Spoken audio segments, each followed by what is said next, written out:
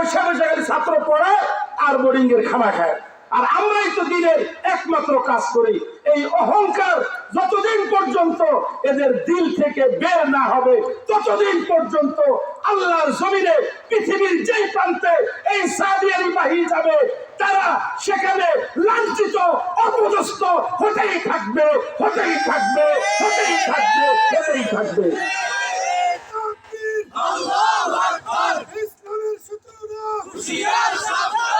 ইসলামের শত্রুরা সাদিয়াদের আস্তানা দুনিয়ার মুসলিম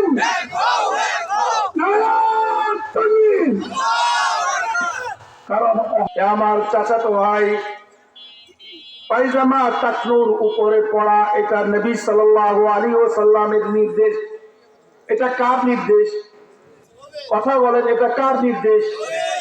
মা আসফালা মিনাল ইজারি, যে পায়ের টাকনুর নিচে যেই অংশটা, যেই কাপড়ের টুকরাটা নিচে যাবে, সেটা জাহান্নামের মধ্যে চলে যাবে। কথা বলেন ঠিক কিনা?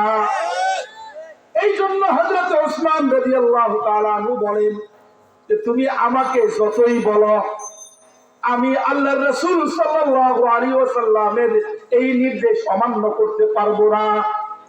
অথচ আমরা উম্মত হয়ে প্রতিনিয়ত যেই গুনাহকে গুনাহই মনে করি না, টাকনুর নিচে কাপড় পরা, এই জন্য আমরা কমপক্ষে মুসল্লিদেরকে বলি যে ভাই, আপনি যদি অন্য সময় না পারেন, কমপক্ষে নামাজের সময় হলেও এই গুনাহ থেকে বাইচা থাকেন। কারণ অন্য সময় তো গুনাহ, তো কি নামাজের মধ্যে যদি টাকনুর নিচে আপনার কাপড় থাকে, তাহলে গুনাহটা আরো বেশি। কথা বলেন। এই জন্য আমার ভাইয়েরা, আরেকটা গুনাহ বেপর্দার সাথে চলা। মহিলারা বেপর্দার সাথে চলতেছে। পর্দার কথা বললে, আরে আপনাদের কি মা বোন নাই? হ্যাঁ, রাস্তাঘাটে আমরা এরকম উন্মুক্ত হয়ে যদি চলি, তাহলে আপনার অসুবিধা করতে। কথা বলেন, কেন? মেয়েটাকে সে গুনাই মনে করে। তো ঠিক তদ্রুপ বর্তমান মোবাইল ব্যবহার করে, বর্তমান ইন্টারনেট ব্যবহার করে, আর এর মাধ্যমে প্রতিনিয়ত জাহান্নামের কাছাকাছি যাচ্ছে, প্রতিনিয়ত গুনার কাছাকাছি যাচ্ছে। গুনাহ করতে করতে জাহান্নামের ফয়সালা করে ফেলতেছে, কিন্তু এরপরও তার দিলের মধ্যে এতটুকু অনুভূতি আসে না যে আমি গুনার মধ্যে লিপ্ত আছি। কথা বলেন কেন? কারণ হলো সে গুনার মধ্যে লিপ্ত হয়ে গেছে। কথা বলেন ঠিক কিনা? এই জন্য আমার ভাইয়েরা, আপনাদের সামনে হযরত আব্দুল্লাহ ইবনে আব্বাস রাদিয়াল্লাহু তাআলা আনহুর একটা রওয়ায়াত, একটা আসার আমি আপনাদের সামনে পড়েছি। এক ব্যক্তি হযরত আব্দুল্লাহ ইবনে আব্বাস রাদিয়াল্লাহু তাআলা আনহুকে প্রশ্ন করলেন যে, আব্দুল্লাহ ইবনে আব্বাস রাদিয়াল্লাহু তাআলা আনহু, আমার একটা প্রশ্ন আছে আপনার কাছে, আপনি মেহেরবানি করে আমার এই প্রশ্নের উত্তর দিয়ে দেন। হযরত আব্দুল্লাহ ইবনে আব্বাস রাদিয়াল্লাহু তাআলা আনহু বললেন, আপনার কি প্রশ্ন? তো উনি বললেন যে, এক ব্যক্তি গুনাহ করে বেশি, আবার আমলও করে বেশি, এই ব্যক্তি আপনার কাছে উত্তম, নাকি এক ব্যক্তি গুনাহও করে কম, আমলও করে কম, এই ব্যক্তি উত্তম? হযরত আব্দুল্লাহ ইবনে আব্বাস রাদিয়াল্লাহু তাআলা আনহু এই প্রশ্নের উত্তরে বললেন, যেই ব্যক্তির গুনাহ কম, আমলও কম, এই ব্যক্তি উত্তম। কথা বলেন, যেই ব্যক্তি গুনাহ কম করে, আমলও কম করে, এই ব্যক্তি হলে উত্তম। এটার সহজ উদাহরণ হলো, আমাদের অনেক ভাই আছে ব্যবসা করেন। কথা বলেন ঠিক কিনা? তো এক বেচারা বিক্রি করে বেশি, লাভও করে বেশি, কিন্তু লাভও থাকে না, পুঁজিও থাকে না। এরকম আছে না ভাই? আরেক ব্যক্তি বিক্রি করে কম, লাভও করে কম, কিন্তু যা করে সবটাই তার থাকে। কথা বলেন। তাহলে এই দুই ব্যক্তির মধ্যে যে বেচারা কম বিক্রি করলো, আবার লাভ পুঁজি সবটাই ধরে রাখলো, স্বাভাবিকভাবে এই ব্যক্তি উত্তম হবে। কথা বলেন ঠিক কিনা? ঠিক তদ্রুপ যেই ব্যক্তি আমল করলো বেশি, নামাজ পড়তে পড়তে কপাল কালো করে ফেলছে, প্রতি বছর হজ করতেছে, প্রতি বছর উমরা পালন করতেছে, তাহাজ্জুদের নামাজ পড়তেছে, আওয়াবিন করতেছে, সাদকা করতেছে, আবার পাশাপাশি গুনাহ করতেছে। কথা বলো, পাশাপাশি গুনাহ করতেছে। কারণ গুনাহ থেকে বেঁচে থাকার ন্যূনতম ফিকির তার মধ্যে নাই, যে আমল করতে হবে এই চেতনা আমাদের মধ্যে আছে, কিন্তু গুনাহ থেকে বেঁচে থাকতে হবে এই চেতনা আমাদের মধ্যে নাই। কথা বলেন। এই জন্য শেখুল ইসলাম আল্লামা তাকি উসমানী দামাত বারাকাতুহুম তিনি বলেন যে গুনাহ করে আবার নেক আমলও করে এই ব্যক্তির দৃষ্টান্ত হলো ওই ব্যক্তির মতো, যেই ব্যক্তি দামি দামি খাবার খায় আবার পাশাপাশি বিষ পান করে, আরেক ব্যক্তি নরমাল খাবার খায়, সাধারণ খাবার খায়, কিন্তু কোনো বিষ পান টিস পান কিছুই নাই। তাহলে এই দুই ব্যক্তির মধ্যে সুস্থ থাকবে কোন ব্যক্তি? যেই ব্যক্তি সাধারণ খাবার গ্রহণ করে কিন্তু বিষ পান ইত্যাদি যে সমস্ত খাবার খেলে মানুষ অসুস্থ হয়ে যায় সেগুলো খায় না। আর আরেক ব্যক্তি দামি দামি খাবার খাচ্ছে, প্রোটিন ভিটামিন খাচ্ছে, কিন্তু পাশাপাশি আবার বিষ পান করে, গাঁজা খায়, ইয়াবা খায়, মদ খায়। তাহলে এই ব্যক্তি দামি খাবার খাওয়ার পরেও এক সময় দেখা যাবে সে অসুস্থ হয়ে যাবে। কথা বলেন। এক সময় খুব দ্রুত সময়ে তার স্বাস্থ্য ভেঙে পড়বে। কথা বলেন। ঠিক তদ্রুপ যেই ব্যক্তি আমল করে, বেশি বেশি আমল করতেছে, আবার পাশাপাশি গুনাহ করতেছে, চোখের হেফাজত করতেছে না, কানের হেফাজত করতেছে না, জবানের হেফাজত করতেছে না, হাতের হেফাজত করতেছে না, পায়ের হেফাজত করতেছে না, লজ্জাস্থানের হেফাজত করতেছে না, তাহলে দেখা যাবে আমল করার পরেও এই লোকটা এক সময় জাহান্নামী হয়ে যাবে। কথা বলেন ঠিক কিনা? তো এরকম গুনার কারণে মানুষ জাহান্নামী হয়ে যায়। এই ধরনের গুনাহ থেকে একটা গুনাহ হলো ইন্টারনেটের গুনাহ। কথা বলেন। এই জন্য সূরা বাকারার মধ্যে এক আয়াতের মধ্যে আল্লাহ তাআলা ঘোষণা করেন, বালা মান কাসাবা সাইয়্যাতাও ওয়া আহাতাত বিহি খাতিআতুহু ফাউলাইকা আসহাবুন নারি হুম ফিহা খালিদুন। এই আয়াত ইহুদি আলেমদের ব্যাপারে নাজিল হয়েছে। ইহুদি আলেমদের কাছে তাদের মুসল্লিরা বিভিন্ন মাসলা মাসাইল জিজ্ঞাসা করতো, মুসল্লিদের কাছ থেকে বিভিন্ন উপটোকন এই আলেমরা পাইতো। এই উপটোকন পাওয়ার কারণে এই আলেমরা তাওরাতের যেই সকল সঠিক মাসলা আছে এই সঠিক মাসলাগুলো তাদেরকে দিত না। তাহলে আলেমদের দায়িত্ব হচ্ছে উম্মতের সামনে সঠিক মাসলা বলা। কথা বলেন ঠিক কিনা? আলেমরা যদি উম্মতের সামনে সঠিক মাসলা সঠিক বিষয় তুলে না ধরেন, তাহলে ইহুদি আলেমদের পরিণতি এই আয়াতের মধ্যে আল্লাহ তাআলা বলেন তারা এমন গুনাহ করলো যেই গুনাহ তাদেরকে চারপাশ দিয়ে বেষ্টন করে ফেলেছে। তাহলে মানুষকে সত্য জানানো, সঠিক জানানো, এটা কাদের দায়িত্ব? কথা বলেন, এটা কাদের দায়িত্ব? আলেমদের দায়িত্ব। আল্লাহ রাসূল সাল্লাল্লাহু আলাইহি ওয়াসাল্লামের হাদিস, ইয়াহমিলু হাযাল ইলমা মিন কুল্লি খালাফিন উদুলুহু ইয়ানফুনা আনহু তাহরিফাল গালিন ওয়া ইনতিহালাল মুবতিলিন ওয়া তা'যীলাল জাহিলিন। এই ইলম প্রত্যেক পরবর্তী প্রজন্মের আলেমরা তাদের সিনার মধ্যে, তাদের অন্তরের মধ্যে বহন করবে এবং বাতিল সীমা লঙ্ঘনকারী এবং বিভ্রান্তকারীদের মুখোশ তারা জাতির সামনে উন্মোচন করবে। কথা বলেন ঠিক কিনা? এই জন্য বাংলাদেশ হওয়ার পর থেকে নিয়ে এই পর্যন্ত আলেমরা কখনো কাদিয়ানীদের বিরুদ্ধে কথা বলেছেন? কথা বলেন ঠিক কিনা? কখনো মাজার পূজারী দেওয়ানবাগীদের বিরুদ্ধে আলেমরা কথা বলেছেন? কখনো আলেমরা বিভিন্ন ফিতনার বিষয়ে বিশেষভাবে বর্তমান সময়ে আলেমরা সাদিয়ানি যে ফিতনা, তাবলীগের যে ফিতনা, এই ফিতনা সম্পর্কে উম্মতকে সতর্ক করতেছে। কথা বলেন। কারণ এই ফিতনা সম্পর্কে যদি সতর্ক না করে তাহলে এই উম্মত জাহান্নামে চলে যাবে। কারণ তাদের মধ্যে অহংকার ঢুকছে। কথা বলেন। তাদের মধ্যে অহংকার ঢুকছে। আগে তো খালি কইতো যে তাবলীগের কাজ খালি আমরা একাই করি, আলেমরা তো কিছুই করে না, আমরা একাই করি। কি কাজ করি আমরা? ওলামায়ে কেরাম মাদ্রাসায় বসে বসে খালি ছাত্র পড়ায় আর বোর্ডিং এর খানা খায়, আর আমরাই তো দিনের একমাত্র কাজ করি। এই অহংকার যতদিন পর্যন্ত এদের দিল থেকে বের না হবে ততদিন পর্যন্ত আল্লাহর জমিনে পৃথিবীর যেই প্রান্তে এই সাদিয়ানি বাহিনী যাবে তারা সেখানে লাঞ্ছিত অপদস্থ হতেই থাকবে, হতেই থাকবে, হতেই থাকবে, হতেই থাকবে।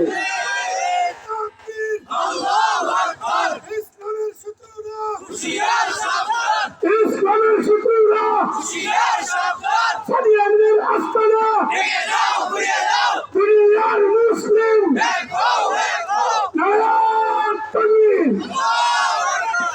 কারণ অহংকার এটা একমাত্র আল্লাহর অধিকার। কথা বলেন ঠিক কি? কোন বিষয়ে অহংকার করা, বরং ওলামায়ে কেরাম বলেন আত্মশুদ্ধি করা এটাও দ্বীনের কাজ। কথা বলেন, মাদ্রাসায় পড়ানো এটাও দ্বীনের কাজ। জিহাদ ফি সাবিলিল্লাহ, আল্লাহর রাস্তায় জিহাদ করা এটাও দ্বীনের কাজ। কথা বলেন, তাবলীগ করা এটাও দ্বীনের কাজ। কথা বলেন, আমাদের হযরতুল উস্তাদ মুফতি সাঈদ আহমদ পালনপুরি রহমতুল্লাহি আলাইহি তিনি এর সুন্দর দৃষ্টান্ত দিয়েছেন। তিনি বলছেন ভারত উপমহাদেশ থেকে ইংরেজরা যেই সকল সম্পদ মুসলমানের চুরি করেছে তার মধ্যে একটা গুরুত্বপূর্ণ সম্পদ ছিল কোহিনূর পাথর। কথা বলে, কোহিনূর পাথর ব্রিটিশের মিউজিয়ামে এখনো পর্যন্ত কোহিনূর সংরক্ষিত আছে, কিন্তু তার টুকরোগুলো সরাসরি তার চেহারা দেখায় না। তারা এটাকে এমন জায়গায় লুকায় রাখছে, ওইখান থেকে গ্লাসের মাধ্যমে বাস এটাকে শ্রোতা দর্শকদেরকে দেখে। অথচ এটা হলো ভারতীয় উপমহাদেশের মুসলমানদের সম্পদ। তো হযরত বলেন এই কোহিনূর আস্তানায় এটা ভেঙে টুকরো টুকরো হয়ে গেছে। এখন এই কোহিনূরের প্রত্যেকটা অংশের এই কথা বলার অধিকার আছে যে আমি কোহিনূর। কথা বলেন, একটা কোহিনূর এটা যদি পাথর, এটা যদি টুকরো হয়ে যায়, এটা যদি ভেঙে যায়, তাহলে এই ভাঙ্গা টুকরা প্রত্যেকটা অংশের এই কথা বলা আপনার শুদ্ধ আছে যে আমি কোহিনূর। কথা বলে, কিন্তু এক অংশ যদি এটা বলে যে আমি একমাত্র কোহিনূর, অন্যগুলো ভাই কোহিনূর না, তাহলে এই কথা চিরাচরিত ভাবে এটা ভুল হবে। কথা বলে, আমাদের তবলিগি এই সমস্ত ভাইদের মাথার মধ্যে এটা ঢুকছে যে তবলিগই একমাত্র দিন, তবলিগের আমিরই একমাত্র আমির, আর অন্য কেউ সহি বুঝতেওয়ালা আর নাই। এই কারণে পৃথিবীর উলামায়ে কেরাম যত শুদ্ধ ফতোয়া দেয়, পৃথিবীর উলামায়ে কেরাম তাদের যত ভুল ধরুক সবটা গলত, তাদের চাইছি। কথা বলা, এটা হলো অহংকার। এটা হলো কি? অহংকার। অহংকার আল্লাহ পছন্দ করেন। কথা বলেন, অহংকার আল্লাহ পছন্দ করেন না। উদাহরণ দিতে গেলে কথা লম্বা হয়ে যাবে, মজমুন পাল্টায় যাবে। এই জন্য শুধু এতটুকু বলতেছি, সংক্ষেপ করে আব্দুল্লাহ আন্দলুসি রহমতুল্লাহি আলাইহি কিতাবের মধ্যে আছে, দেখেন অনেক আলেমের উস্তাদ, অনেক পীর, জুনায়েদ বাগদাদী, শিবলি নোমানী রহমতুল্লাহি আলাইহি, যাদের কথা আমরা ইতিহাসে পড়ি, তাদের পীর আব্দুল্লাহ আন্দলুসি রহমতুল্লাহি আলাইহি যখন হাঁটতেন, উলামায়ে কেরামের মিছিল, মুরিদদের মিছিল লেগে যেত। এত বড় শায়েখ বাগদাদের ওনার জীবনীতে আছে, উনি একবার এরকম বিশাল বহর জামাত নিয়ে উনি এরকম বের হয়েছে। বের হওয়ার পরে উনি এখানে এক জায়গায় দাঁড়াইছেন। দাঁড়ানোর পরে ওনার নজর এক খ্রিস্টান পাদ্রীর উপর পড়ছে। খ্রিস্টান পাদ্রীর যে মেয়ে ছিল, মেয়ের উপরে পড়ছে। দেখে সে শূকর চড়াইতেছে। তো শূকর চড়াইতেছে, এটা দেখার পরে ওনার অন্তরের মধ্যে এই বিষয়টা খেয়াল আসছে, আমি কত ভালো আছি, আমি ইমানদার, আমি কত ভালো আছি। তো বাস এইটা বলার সাথে সাথে আল্লাহ তাআলা তার অন্তর থেকে নূরকে ছিনিয়ে নিয়েছে। বলেন, হেদায়েতের মালিক কে? গুমরাহি করার মালিক কে? আল্লাহ। কেউ কাউকে নিজে ইচ্ছা করে চাইলে হেদায়েত দিতে পারে না, কেউ চাইলে চেষ্টা করে শয়তান ধোঁকা দিতে পারে। কথা বলেন ঠিক কিনা? আল্লাহ রাসূল, মুসলিম শরীফের riwayat-এর মধ্যে আছে, আল্লাহ রাসূল সাল্লাল্লাহু আলাইহি সাল্লাম আবু তালেবকে বলছেন, চাচা আপনি কালিমা পড়েন, আমি বাকিটা দেখবো, আপনি খালি কালিমা পড়েন। আয়াত নাযিল হয়ে গেছে, ইন্নাকা লা তাহদি মান আহবাবতা ওয়ালাকিন্নাল্লাহা ইয়াহদি মান ইয়াশা। হে নবী, আপনি যাকে ইচ্ছা তাকে হেদায়েত দিতে পারেন না, আপনি যাকে পছন্দ করেন আপনি তাকে হেদায়েত দিতে পারেন না, হেদায়েত তো দেন আল্লাহ। কথা বলেন, হেদায়েতের মালিক কে? হেদায়েতের মালিক কে? আল্লাহ। আল্লাহ তাকে পছন্দ করেন। এই জন্য আব্দুল রশিদ এই এতটুকু অহংকার আল্লাহ সহ্য হয় নাই। উনি জামাত থেকে আলাদা হয়ে গেছেন, মুরিদদেরকে বলছেন তোমরা সরে যাও, তোমরা সরে যাও, আমাকে ওইখানে যেতে দাও। হযরত, এটা তো খ্রিস্টানদের গির্জা, আপনি এখানে কেন যাবেন? কয় না, আমি ওখানেই যাব। ওইখানে যায় উনি পাদ্রীকে প্রস্তাব দিচ্ছেন, তোমার মেয়েটা আমার পছন্দ হয়েছে, আমি তাকে বিয়ে করতে চাই। বলেন, পিছনে হাজার হাজার আলেম যারা তার মুরিদ, যারা তার মাধ্যমে হাতে বায়াত করে শপথ করে আল্লাহকে পেয়েছে, আর তার দিলে তাদের শায়েখ খ্রিস্টান পাদ্রীর কাছে যাচ্ছে, যে বলতেছে যে আপনার মেয়েটাকে আমার পছন্দ হয়েছে, আপনি আমাকে তার সাথে বিয়ে দেন। তো উনি বলতে ঠিক আছে বিয়ে দিব, শর্ত হলো আপনি খ্রিস্টান হইতে হবে। বলেন নাউজুবিল্লাহ। শুধু তাই নয়, এই যে শুকুর চড়াইতেছে এটাও আপনাকে চড়াইতে হবে। শুধু তাই নয়, খ্রিস্টান হলে চলবে না, শুকুরও চড়াইতে হবে। তো উনি বলছেন আমি সবটাই রাজি আছি, আমি সবটাই রাজি আছি। এইটা করে উনি খ্রিস্টান হয়েছেন, শুকর নিয়ে চড়াইতেছেন। এইদিকে মুরিদরা আল্লাহর দরবারে কান্নাকাটি করতেছেন, আয় আল্লাহ, তুমি আমাদের শায়েখকে কোন সপ্তাহের মধ্যে তুমি ফেলাইয়া দিলা যে উনি নিজে এখান থেকে আজকে আমাদের জামাত থেকে বিচ্ছিন্ন হয়ে আজকে উনি খ্রিস্টানদের কাতারে চলে গেছে। এত বড় শায়েখ। তোমরা চিন্তা করছেন আমরা তো এখানে বসে থাকলে হবে না, আমাদেরকে পিছনে যাইতে হবে। ওনারা চলে গেছেন, যে কান্নাকাটি করে আবার ফেরত আসছেন। আসার পরে আল্লাহর কাছে দোয়া করছেন, আল্লাহ আপনি আমাদের শায়েখকে ফেরত দেন, যার মাধ্যমে আজকে আমরা পথ পাইলাম, যার মাধ্যমে আমরা হেদায়েত পাইলাম, আল্লাহ তুমি তাদেরকে ফেরত দাও। দোয়ার দ্বারা আল্লাহ পাক ভাগ্য পরিবর্তন করেন। কথা বলেন ঠিক? আল্লাহর কাছে চাইতে হবে। আলহামদুলিল্লাহ, দুইবার আলেমদের উপর আক্রমণ হয়েছে। আলেমরা কখনো দেশের আইন এবং জুলুম জালেমের ভূমিকায় অবতীর্ণ হয়। কথা বলে, আলেমরা সবসময় মাজলুমের ভূমিকায় ছিল। আমাদের ছাত্ররা রক্ত দিয়েছে, আমাদের উলামায়ে কেরাম রক্ত দিয়েছে, তাবলীগের সাথীরা রক্ত দিয়েছে, কিন্তু এরপর তারা আইনকে হাতে তুলে দেয় না। কেন? তারা মাজলুম হইতে চায়, জালেম হইতে চায় না। আল্লাহ জালেমকে পছন্দ করেন না, মাজলুমকে পছন্দ করেন। হাদিসের মধ্যে আসছে, ইত্তাকু দাওয়াতাল মাজলুম, মাজলুমের বদদুয়া থেকে তোমরা বাঁচো, মাজলুমকে তোমরা ভয় করো, কারণ মাজলুমের দোয়ার মধ্যে কোনো পর্দা নাই, সরাসরি আল্লাহ কবুল করে। কথা বলেন ঠিক কিনা? এই জন্য আমার ভাইরা, এই মুরিদরা দোয়া করতে লাগলো। দোয়া করতে করতে তাদের দিলের মধ্যে ইয়াকিন আসলো যে আল্লাহ তাআলা আমাদের শায়েখকে ফিরাবেন। শায়েখের কাছে গেছেন, বলছেন আপনি যে কোরআনে মাজিদের হাফেজ ছিলেন, আপনি যে হাদিসের হাফেজ ছিলেন, আপনার কি কিছু মনে আছে? মানে কিছু মনে নাই, তবে একটা আয়াত আর হাদিস মনে আছে। ইয়া আইয়ুহাল্লাযীনা আমানু মান ইয়ারতাদ্দা মিনকুম আন দীনি, এই ইমানদার তোমাদের থেকে যে তার দিন থেকে ফিরে গেল, মুরতাদ হয়ে গেল, এই আয়াতটা মনে আছে। আর হাদিস, মান বাদদালা দীনাহু ফাকতুলু, যে তার দিনকে পরিবর্তন করবে তোমরা তাকে হত্যা করে ফেলো। এছাড়া আমার আর কিছু মনে নেই। এটা হলো পরীক্ষা। আব্দুল্লাহ আন্দুলুসিকে আল্লাহ তাআলা পরীক্ষা করছেন। এরপরে কান্নাকাটি করে আল্লাহ তাআলার দোয়ার বদৌলতে ওনার তওবা নসিব হয়েছে, উনি ফেরত আসছেন। তো আসার পরে মুরিদরা ধরছে যে হুজুর আপনি এই পরীক্ষার মধ্যে কেন পড়লেন, আপনি এই পরীক্ষার মধ্যে কিভাবে পড়লেন? তো উনি বললেন যে আমার দিলের মধ্যে এই অহংকার আসছে যে আমি ঈমানওয়ালা, আর এই বেঈমান, বাস আল্লাহ আমার কত ভালো রাখছে, আজকে আমার কত মুরিদ কত ইয়া।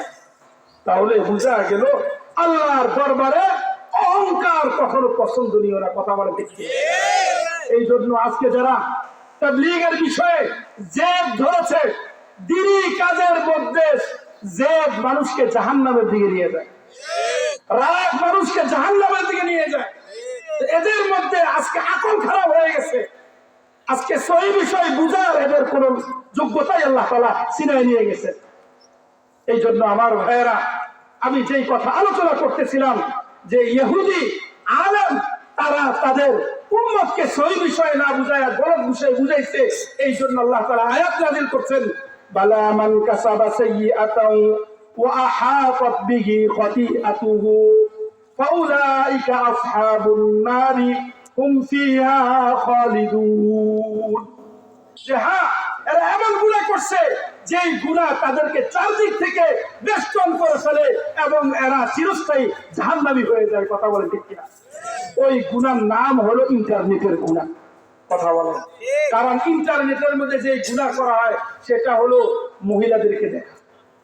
কথা বলেন, কারণ আপনি যদি কোনো যুবককে বলেন, কোনো ভাইকে বলেন এই রাস্তার মধ্যে এখানে দাঁড়া দাঁড়া কারোর সাথে ইফতিজিং করো, কারোর সাথে কথা বলো, কাউকে মেসেজ পাঠাও, তাহলে সে রাজি হবে না। কিন্তু আবার যদি বলেন যে একটু গাছের আড়ালে যাও, একটু নীরব জায়গা তালাশ করো, একটু ঘরের ছাদের উপরে উঠো, 3 তলা 4 তলা ছাদের উপরে উঠো, তাহলে এই যুবক রাজি হয়ে যাবে। কথা বলেন কেন? কারণ গুনার মধ্যে সে মজা পেয়ে গেছে, গুনার মধ্যে সে মজা পেয়ে গেছে। এবং শুধু তাই নয়, আজকে আমাদের সমাজের বাস্তবতা দেখেন। আজকে মানুষের বাড়িতে বেড়াইতে যায়, বেড়াইতে গেলে আগের যুগে মানুষের বাড়িতে বেড়াইতে গেলে জিজ্ঞাসা করতো যে ভাই আপনার ঘরে নামাজের জায়গা কোনটা, আপনাদের এলাকায় মসজিদ কোনটা, আপনাদের ঘরে জায়নামাজ আছে কিনা, টয়লেট কোন জায়গায়, এগুলো জিজ্ঞাসা করতো। এখন যুবকরা মানুষের বাড়িতে বেড়াইতে গেল, আত্মীয় স্বজনের বাড়িতে বেড়াইতে গেল, জিজ্ঞাসা করে ওয়াইফাই এর পাসওয়ার্ড আছে কিনা। কথা বলেন, ওয়াইফাই এর পাসওয়ার্ড আছে কিনা এটা জিজ্ঞাসা করে। এটা জিজ্ঞাসা করে না জায়নামাজ কোথায়, কোরআন মাজিদ কোথায়। যদি জানে যে ওয়াইফাই নাই, কই এটা একটা খেত। কথা বলা, যে কোন মেহমানের কোন আত্মীয়ের বাড়িতে বেড়াইতে আসলাম, এটা একটা খেত। আরে ভাই, নিজের দিলকে প্রশ্ন করো যে তুমি যেই গুনাহকে সামনে রেখে গুনাহ করতেছো, এই গুনাহতে তোমাকে জাহান্নামে নিয়ে যাবে। বরং অফলাইনে অনলাইনে দুই গুনাহ একই রকম। অফলাইনে তুমি মেয়ের সাথে কথা বলা, এটা নাজায়েজ। কথা বলেন, অফলাইনে সরাসরি কারো কোনো মহিলার সাথে কথা বলা, এটা কি জায়েজ? তাহলে মোবাইলের মধ্যে মিস কল দিয়া কথা বলা, এটা জায়েজ? কথা বলেন, অফলাইনে কোনো মেয়েকে দেখা, এটা জায়েজ? কথা বলেন নাকি? তাহলে মোবাইলের মধ্যে তাকে দেখা, এটা জায়েজ? তাহলে ওইটাও যেভাবে না জায়েজ, এটাও ঠিক সেভাবে না জায়েজ। কিন্তু মোবাইলের কারণে আজকে প্রতিনিয়ত কত শত শত মহিলার ছবি সামনে আসতেছে, এটা দেখাও নফস শান্ত হচ্ছে না।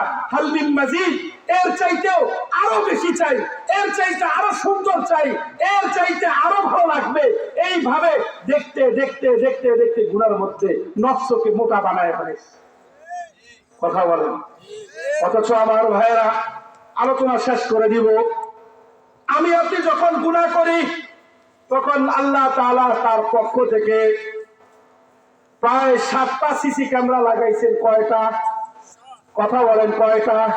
7টা সিসি ক্যামেরা লাগাইছেন। আমি আপনি মনে করি গুনাহ করতেছি, এই গুনাহ কেউ দেখে না। অথচ আমার ভাইয়েরা, আমার যুবক ভাইয়েরা, তুমি যখন গুনাহ করো, মোবাইল হাতে নিয়ে যখন রাত্রে বেলায় ল্যাপের নিচে অথবা কম্বলের নিচে বসে বসে মোবাইলে বিভিন্ন অশ্লীল ভিডিও দেখো, অথবা আমার বোনেরা, স্বামী বিদেশ থাকে কিন্তু তুমি পরকীয়া করতেছো আরেকজনের সাথে, অথবা স্বামী তুমি বিদেশ থাকো, তোমার স্ত্রী দেশে থাকে, স্ত্রী তোমাকে ফোন দিলে তোমার ফোনে কথা বলার সুযোগ নাই, কিন্তু তুমি পর নারীর সাথে কথা বলতেছো। তুমি মনে করতেছো তোমাকে কেউ দেখতেছে না, কিন্তু আমার ভাইয়ের আল্লাহ রাব্বুল আলামিন তোমার জন্য সিসি ক্যামেরা লাগাই দিয়েছেন। 1 নাম্বার সিসি ক্যামেরা, ওয়াসমাই যাতিল বুরুজ ওয়াল ইয়াউমিল মাউউদ ওয়া শাহিদিন ওয়া মাশহুদ। 1 নাম্বার সিসি ক্যামেরা, শাহিদ মাশহুদের বিভিন্ন তাফসীর আছে, বিভিন্ন ব্যাখ্যা আছে। এর মধ্যে একটা ব্যাখ্যা হলো দিন এবং রাত। তুমি যেই দিনের আলোতে, তুমি যেই রাতের অন্ধকারে গুনাহ করতেছো, ওই রাত্র এবং দিন কাল কিয়ামতের ময়দানে তোমার আমার বিরুদ্ধে আল্লাহর দরবারে সাক্ষ্য দিবে। তাহলে একটা অফিসে ঢুকার সময় যদি লেখা থাকে যে এই অঞ্চলটা, এই কোম্পানিটা সিসি ক্যামেরা দ্বারা পর্যবেক্ষণ, আপনার গতিবিধি পর্যবেক্ষণ করা হচ্ছে, তাহলে আমার আপনার বাহ্যিক পরিবর্তন হয়ে যায়। কথা বলেন যে আমি যদি এই কোম্পানিতে ঢুকে কোনো ফুল ছুরি, কোনো ফুল ছিঁড়ে নিয়ে যাই অথবা তাদের কোনো ক্ষতি করি, তাহলে সিসি ক্যামেরা চেক করার সাথে সাথে আমার ছবি ভেসে উঠবে। কথা বলেন, তাহলে এইটার কারণে যদি আমার এতটুকু ভয় তৈরি হয়, আল্লাহর পক্ষ থেকে দিন রাত্র আমার আপনার জন্য 1 নাম্বার সিসি ক্যামেরা। কালকে আমাদের ময়দানে এই হয়তোবা রাত্রের বেলায় দেখছেন অথবা দিনের বেলায় দেখছেন, এই দিন এবং রাত্রি কালকে আমাদের ময়দানে আল্লাহর আদালতে প্রথম সাক্ষ্য দিই। কথা বলে 2 নাম্বার, আমি আপনি যখন গুনাহ করি তখন দ্বিতীয়ত আল্লাহর সিসি ক্যামেরা হলো ইযা যুলজিলাতিল আরদু জিলজালাহা ওয়া আখরাজাতিল আরদু আসফালাহা ওয়া ক্বালাল ইনসানু মা লাহা ইয়াউমাইযিন তুহাদ্দিসু আখবারাহা। জমিন প্রকম্পিত হবে, কিয়ামত যখন হবে, জমিন প্রকম্পিত হয়ে যাওয়ার পরে জমিন তার ভিতরের যত খবরাখবর আছে, আয় আল্লাহ আমাকে অমুক ঘরের মধ্যে সে থেকে থেকে মোবাইলটা দেখছে, অমুক ছাদের উপর উঠে আমাকে মোবাইলটা দেখছে, আয় আল্লাহ ইন্টারনেটের অমুক ব্যবহার জঙ্গলের মধ্যে যায় দেখছে, অথবা অমুক নৌযানের মধ্যে যায় এই মোবাইলের গুনাহ করছে। এইভাবে জমিন প্রত্যেকটা জায়গার মধ্যে আমার আপনার বিপক্ষে সাক্ষ্য প্রদান করবে। কথা বলেন, তাহলে আল্লাহর সিসি ক্যামেরা হলো 2 নাম্বার জমিন। আপনি জমিন বাদ দিয়ে কোথাও গুনাহ করতে পারবেন না। কথা বলেন ঠিক কিনা? হয়তো সমুদ্রে যাইতে পারেন, হয়তো সমুদ্রে যাইতে পারেন, নৌযানে যাইতে পারেন, অথবা পাহাড়ে যাইতে পারেন, জঙ্গলে যাইতে পারেন, সাদা জমিনের স্বাভাবিক খালি জমিনে যাইতে পারেন, যেখানেই যান প্রত্যেকটা কাল কিয়ামতের ময়দানে আমার আপনার বিপক্ষে আল্লাহর আদালতে সাক্ষ্য। কথা বলেন, তাহলে 2 নাম্বার সাক্ষীর আল্লাহর সিসি ক্যামেরা সেটা হলো জমিন। 3 নাম্বার সিসি ক্যামেরা হলো সূরা নূরের মধ্যে আম্মা জান আয়েশা সিদ্দিকা রাদিয়াল্লাহু তাআলা আনহার ব্যাপারে আব্দুল্লাহ ইবনে সালুল যে মুনাফিক হুজুরের স্ত্রীর ব্যাপারে উচ্চা রটনা করছে জবান দিয়ে, হুজুরের স্ত্রীর ব্যাপারে বলছে বদ চরিত্র, হুজুরের স্ত্রী আম্মা জান আয়েশা সিদ্দিকা রাদিয়াল্লাহু তাআলা আনহার ব্যাপারে মানুষের মধ্যে মুখ দিয়ে মন্দতা ছড়াইছে। আমি আপনি জবান দিয়ে অনেক সময় কোন নারীর সাথে কথা বলি, আমি আপনি জবান দিয়ে অনেক সময় দেখা যায় বিভিন্ন ধরনের গুনাহ করি। এই জবান কাল কিয়ামতের ময়দানে আমার আপনার বিপক্ষে সাক্ষ্য দিবে। কোরআনে মাজিদের মধ্যে সূরা নূরের মধ্যে আল্লাহ তাআলা বলেন ইয়াউমা তাশহাদু আলাইহিম আলসিনাতুহুম, স্মরণ করো সেই দিন যেই দিন এই জবান তোমার বিপক্ষে আল্লাহর আদালতে সাক্ষ্য প্রদান করবে। তাহলে বুঝা গেল আমার আপনার আল্লাহর পক্ষ থেকে দেওয়া সিসি ক্যামেরা 3 নাম্বার হলো জবান। কথা বলে 4 নাম্বার সিসি ক্যামেরা সূরা ইয়াসিনের মধ্যে আল্লাহ তাআলা বলেন আল ইয়াউমা নাখতিমু আলা আফওয়াহিহিম ওয়া তুকাল্লিমুনা আইদিহিম ওয়া তাশহাদু আরজুলুহুম বিমা কানু ইয়াকসিবুন। জানি আপনি দিনের কথা মানলাম না, রাত্রের কথা মানলাম না, জমিনের কথা মানলাম না, জবানের কথাও ঘুরে ফেললাম, আল্লাহ হাতকে সাক্ষী হিসেবে উপস্থাপন করবেন, পাওকে সাক্ষী হিসেবে উপস্থাপন করবেন। এই হাত কোন হাত দিয়ে আমি মিস কল দিছি, কোন হাত দিয়ে আমি কারো ভয়েস মেসেজ পাঠাইছি, কোন পাও দ্বারা আমি গুনার জন্য তাকে উদ্বুদ্ধ করেছি।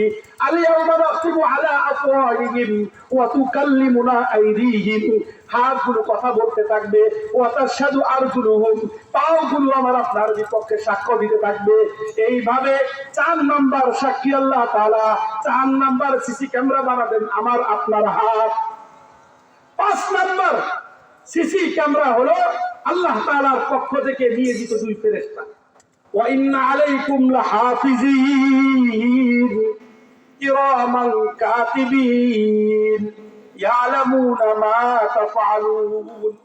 আল্লাহ তাআলা তোমাদের বিপক্ষে সংরক্ষণকারী নিয়োজিত রেখেছেন 2 সম্মানিত লেখক, যারা নিয়মিত আমার আপনার প্রত্যেকটা আমলনামাকে লিখতেছে। কথা বলেন ঠিক কিনা? এই জন্য আমার ভাইয়েরা 5 নাম্বার সিসি ক্যামেরা হলো কিরামান কাতিবিন, সম্মানিত 2 ফেরেশতা। 6 নাম্বার আমার আপনার জন্য যে আমলনামা, যে ফাইল রেডি হচ্ছে, সেটা হচ্ছে মালি হাদাল কিতাব লা ইউগাদিরু সগীরাতান ওয়ালা কাবীরাতান ইল্লা আহসাহা ওয়া ওয়াজাদু মা আমিলু হাদিরা। কাল কিয়ামতের ময়দানে এই ফেরেশতারা এই ফাইলটা আল্লাহর সামনে পেশ করবে যে এটা কেমন কিতাব, এটা আমার তোমার ছোট বড় প্রকাশ্য যত ধরনের গুনাহ আছে সমস্ত গুনাহগুলো আল্লাহর সামনে ফাইল আকারে পেশ করবে। এখন যদি কারো নাম দুদুকের ফাইলে চলে আসে তাহলে এই লোক পেরেশান হয়ে যায়, কখন বাংলাদেশ ছাড়বে। কথা বলেন। আর সেদিন আল্লাহর আদালতে ফেরেশতারা আলাদা আলাদা ফাইল দিয়ে দিবে। কথা বলেন ঠিক কি? তাহলে বোঝা গেল আমি আপনি যখনই গুনাহ করব এই বিষয়গুলো সামনে রাখা যে আল্লাহর পক্ষ থেকে 7টা সিসি ক্যামেরা দেওয়া আছে। কথা বলেন। এই জন্য মোবাইল ব্যবহার করেন, ইন্টারনেট ব্যবহার করেন, যেটাই করেন এই 7টা বিষয়কে সামনে রাখেন যে আমাকে আপনাকে আল্লাহর দরবারে এই বিষয়গুলোর ব্যাপারে জবাব দিতে হবে। কথা বলেন। এখন প্রশ্ন হলো হুজুর, এই কথা বলে আমি আলোচনা শেষ করে দিচ্ছি যে হুজুর এই গুনাহ থেকে বাঁচবো কিভাবে? বাঁচা একদম সহজ। একটু হিম্মত করতে হবে, একটু সাহস করতে হবে, একটু সিদ্ধান্ত নিতে হবে আমাদের যুবকদের, আমাদেরকে যে আমি আমার নফস আমার যা চায় তার বিপরীতটা আমাকে করতে হবে। কথা বলে। আমার আপনার নফস অনেক কিছু করতে মনে চায়। কথা বলে। কিন্তু যদি সাহস করে হিম্মত করে যদি দাঁড়ায় যায়, দেখা যায় নফস মানতে বাধ্য। কথা বলে। তাহলে আমাকে আপনাকে 1 নাম্বার হলো হিম্মত করতে হবে, 2 নাম্বার হলো চেষ্টা করতে হবে, 3 নাম্বার এই গুনাহ থেকে বের হয়ে আসার জন্য আল্লাহ ওয়ালাদের সোহবত নিতে হবে। এখন প্রশ্ন হইতে পারে হুজুর আল্লাহ ওয়ালা কই পাবো? আমি তো ফেসবুক আর ইউটিউবে আল্লাহ ওয়ালা সার্চ দিয়ে খুঁজে পাই না। কথা বলেন। এই জামানার সবচাইতে বড় আল্লাহ ওয়ালা হলো ইউটিউব। ইউটিউবে যার চেহারা, যার আপনার বিবৃতি, যার আপনার কোন যারা যেই আন্দাজে দিবে ওইটা দেখে যার ভালো লাগে, হ্যাঁ সবচেয়ে বড় সাহস। কথা বলে। হ্যাঁ সবচেয়ে বড় তার মুরব্বী। আর উনি কিন্তু সহি বললো না গলত বললো ওইটা দেখার সময় নাই। না ভাই না ভাই। হযরত আব্দুল্লাহ ইবনে আব্বাস রাদিয়াল্লাহু তাআলা আনহু বলেছেন আইয়ুল আসাইলা খায়রুন, আমাদের কোন মজলিস সর্বোত্তম? হে আল্লাহর রাসূল কোন মজলিসের মধ্যে আমরা বসবো? আল্লাহর রাসূল সাল্লাল্লাহু আলাইহি ওয়াসাল্লাম বলেন মান যাক্কারাকুমুল্লাহ রুয়াতুহু, যেই মজলিসে বসলে আল্লাহর কথা স্মরণ হয়। কথা বলেন। এটা আমার আপনার এলাকার মসজিদের ইমাম সাহেব হইতে পারে, এটা আমার আপনার এলাকার মসজিদের খতিব সাহেব হইতে পারে, এটা আমার এলাকার মাদ্রাসার যে শিক্ষক আছে, যেই মুহতামিম আছে, যেই মুদাররিস আছে, যেই সাধারণ শিক্ষক তিনিও হইতে পারেন। কথা বলেন ঠিক কিনা? ওয়াজাদাকুম ফি মানতিকিহি ইলমুহু, যার কথা শুনলে আমার শরীয়তের জ্ঞান বাড়ে। ওয়াযাক্কারাকুম বিল আখিরাতি আমালুহু, যার আমল দেখলে আখিরাতের কথা স্মরণ হয়ে যায়। তাহলে 3টা আল্লাহ ওয়ালাদের মজলিসের 3টা সিফাত, যাকে দেখলে আল্লাহর কথা স্মরণ হয়, যার কথা শুনলে শরীয়তের জ্ঞান বাড়ে, যার আমল দেখলে আখিরাতের কথা স্মরণ করে। কথা বলেন ঠিক কিনা? এবার পাগড়ি নাও জুব্বা নাও থাকতে পারে, আমরা মনে করি যে যত বড় জুব্বা পড়বে, যে যত বড় পাগড়ি পুগড়ি বাঁধবে এগুলো সুন্নত, নিঃসন্দেহে। কিন্তু এগুলো বেশভূষা ধারণ করে ন্যূনতম এই যে 3টা গুণের কথা বললেন একটাও নাই, তাহলে বুঝতে হবে উনি খালি। কথা বলেন। উনি খালি, উনি ধোঁকাবাজ। তো এই জন্য মোবাইলের সাথে যে কোনো ধরনের গুনাহ থেকে বাঁচতে হলে আমাকে 3 নাম্বার আল্লাহ ওয়ালাদের সোহবত ইখতিয়ার করতে হবে। 4 নাম্বার আল্লাহর কাছে দোয়া করতে হবে। হযরত মুআয ইবনে জাবাল রাদিয়াল্লাহু তাআলা আনহুকে হুজুর শিখিয়ে দিয়েছেন আল্লাহুম্মা আইন্নি আলা যিকরিকা ওয়া শুকরিকা ওয়া হুসনি ইবাদাতিক। হে আল্লাহ আপনি আমাকে আপনাকে স্মরণ করা, আপনার ইবাদতকে সুন্দরভাবে পালন করার, আপনার কৃতজ্ঞতা আদায় করার তৌফিক আপনি আমাকে দিয়েন। আর অন্য হাদিসের মধ্যে আসছে আল্লাহর রাসূল বলেন আল্লাহুম্মা ইন্নী আউযু বিকা মিন মুনকারাতিল আখলাক ওয়াল আমাল ওয়াল আহওয়া। হে আল্লাহ অশ্লীল যে সমস্ত কর্মকাণ্ড আছে, কুপ্রবৃত্তির যে সমস্ত চাহিদা আছে, মনের মধ্যে গুনার যে আকাঙ্ক্ষা আছে, এগুলোর কাছ থেকে তোমার কাছে পানা চাই। আমরা প্রত্যেক নামাজের পরে যারাই আসি আল্লাহর কাছে দোয়া করি, আল্লাহ আমার মোবাইল দেখার বেশি অভ্যাস, আল্লাহ আমার অশ্লীল ভিডিও দেখার বেশি অভ্যাস, আল্লাহ আমার ভিডিও গেমস খেলার বেশি অভ্যাস, আমার বোনেরা যে আল্লাহ আমি পরকীয়া করে আমার অভ্যাস, আমার কথা বলে অভ্যাস, আল্লাহ তুমি আমাকে দয়া করে এই গুনাহ থেকে পরিত্রাণ দাও, পরিত্রাণ দাও। কাঁদো, আল্লাহর কাছে কান্নাকাটি করো, দেখবা আল্লাহ তাআলা তোমাকে এই গুনাহ থেকে বের করে নিয়ে আসবে। চেষ্টাই করলা না, চিন্তাও করলা না, ভাবনাও করলা না, কিন্তু ব্যবহার করতেছি আর প্রযুক্তির সুবিধা গ্রহণ করে মনে মনে উৎফুল্ল হচ্ছি যে হায় রে আমি তো কত ঊর্ধ্ব জগতে পৌঁছে গেছি, না না আমি তো জাহান্নামের দ্বার কোথায় পৌঁছে গেছি। কথা বলেন ঠিক কিনা?